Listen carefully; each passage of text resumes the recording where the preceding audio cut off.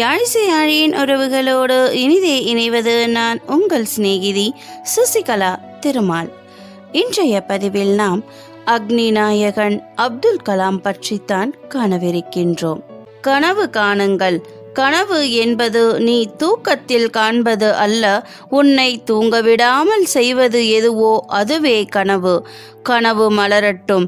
கனவுகள்தான் எண்ணங்களாக வடிவம் பெறுகின்றன, எண்ணங்களே செயல்களாக பரிணமிக்கின்றன என்று கூறி குழந்தைகளையும் மாணவர்களையும் இளைஞர்களையும் நாட்டின் முன்னேற்றம் பற்றி கனவு காண வைத்தவர் நம் மறைந்த முன்னாள் குடியரசுத் தலைவர் அப்துல் கலாம் அவர்கள்.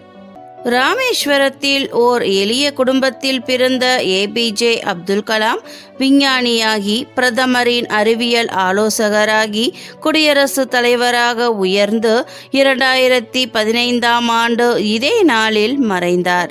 தமிழகத்தின் தென்கோடியில் உள்ள ராமேஸ்வரத்தில் ஓர் படகோட்டியின் மகனாக 1931ஆம் ஆண்டு அக்டோபர் 15ஆம் நாள் பிறந்தார் அப்துல் கலாம் அவர்கள்.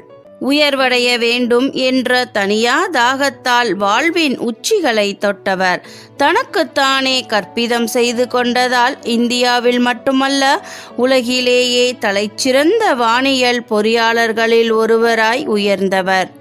இந்தியாவின் அக்னி ஏவுகணை, அணுவெடி சோதனை ஆகியவற்றில் இவரது பங்களிப்பு இவருக்கு புகழை தேடித் தந்திருந்தன. இந்திய விண்வெளி ஆராய்ச்சி நிறுவனம், இந்தியாவின் பாதுகாப்பு ஆராய்ச்சி வளர்ச்சி நிறுவனம் ஆகியவற்றில் பதவிகள் வகித்தார் அப்துல் கலாம். பல குடியரசுத் தலைவர்கள் வாழ்ந்து மறைந்திருந்தாலும் அப்துல் கலாம் நாட்டில் இளைஞர்கள் மத்தியில் ஏற்படுத்திய உற்சாகம், தாக்கம் மற்றவர்களிலிருந்து பெரிதும் மாறுபட்டது. ஒரு விஞ்ஞானியான அப்துல் கலாம் 2002ஆம் ஆண்டு ஜூலை 25ஆம் தேதி இந்தியாவின் 11வது குடியரசுத் தலைவராக ஆனபோது அது ஆச்சரியத்தையும் அளித்தது. ஆர். வெங்கட்ராமனுக்கு பிறகு ஓர் தமிழர் குடியரசுத் தலைவராகிறார் என்ற வகையில் தமிழகத்தில் ஓர் உற்சாகத்தையும் பரவவிட்டது. 2007 ஜூலை 25 வரை அப்துல் கலாம் அந்த பதவியில் இருந்தார். பாதுகாப்பு ஆராய்ச்சி துறையில் அவரது பங்களிப்புகளால் குடியரசுத் தலைவர் ஆவதற்கு முன்பே அவருக்கு ஓர் நாயக பிம்பம் உருவாகிவிட்டது உண்மைதான்.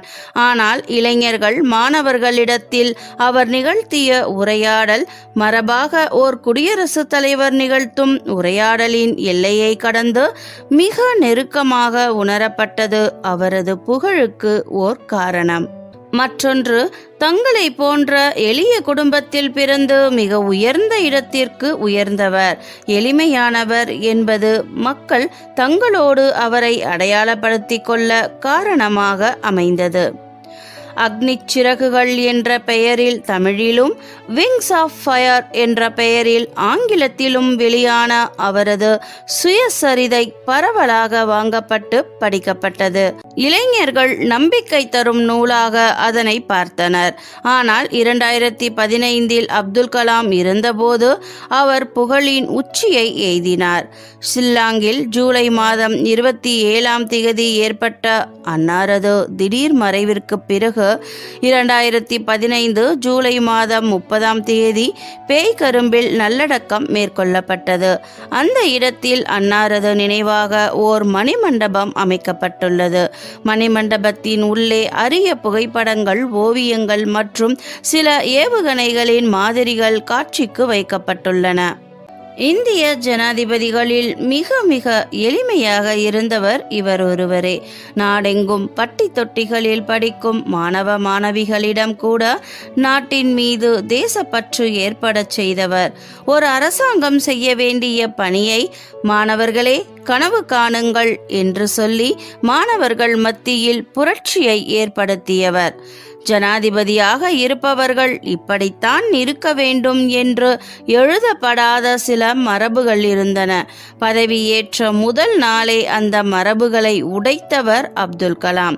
உலக தலைவர்களில் அப்துல் கலாம் அளவிற்கு இளைய சமுதாயம் எழுப்பிய கேள்விகளுக்கு இதுவரை யாருமே உன்னதமான பதில்களை அளித்ததில்லை. அப்துல் கலாமிடம் ஒரு தடவை ஒரு மாணவி நல்ல நாள் கெட்ட நாள் எது என்று கேட்டாள். அதற்கு அப்துல் கலாம், பூமி மீது சூரிய ஒளிப்பட்டால் அது பகல், படாவிட்டால் இரவு. இதில் நல்லது கெட்டது என்று எதுவும் இல்லை என்றார். மக்களுக்கு ஏதாவது செய்ய வேண்டும் எனும் எளிமையான ஆசையினால் கிராமத்து பையனாயிருந்து தேசத்தின் தலைவரானவர். ஒரு மனிதன் தன்னை சுற்றியுள்ள மனிதர்களுக்கு மிக எளிமையாய் என்ன செய்ய முடியும் என்பதற்கு உதாரணமாய் இருந்தவர். நம்பிக்கை என்பது ஓர் சாவி. அது நமக்கு கிடைத்துவிட்டால் எந்த சிக்கலான பூட்டையும் எளிதாக திறந்துவிடலாம். நம்பிக்கையை கூட சிலரால் தான் அழகாக ஊட்ட முடியும். அந்த அரிய காரியத்தை அழகாக செய்தவர் கலாம். இந்திய இராணுவத்தில் உள்ள திரிசூல், அக்னி, பிருத்திவி, நாக், ஆகாஷ் ஆகிய ஏவுகணைகள் அப்துல் கலாம் திட்ட இயக்குனராக இருந்தபோது வடிவமைக்கப்பட்டு வந்தவையாகும். இந்தியாவுக்காக இவர் கண்டம் விட்டு கண்டம் பாயும் ஏவுகணையை உருவாக்கிய போது அமெரிக்கா உட்பட பல நாடுகள் இவரை ஆச்சரியத்துடனும் மிரட்சியுடனும் பார்த்தன. அக்னி நாயகன் மறைந்தாலும் அக்னி சிறகுகளாய் அவரது கருத்துக்கள் நம்மில் எப்போதும் அணையாமல் கொழுந்துவிட்டு எரியும் என்பதில் எவ்வித ஐயமும் இல்லை. சரி நண்பர்களே, இந்த வீடியோ உங்களுக்கு பிடிச்சிருந்தா லைக் பண்ணுங்க, கமெண்ட் பண்ணுங்க, ஷேர் பண்ணுங்க, மறக்காம சப்ஸ்கிரைப் பண்ணுங்க ஃப்ரெண்ட்ஸ். நன்றி, வணக்கம்.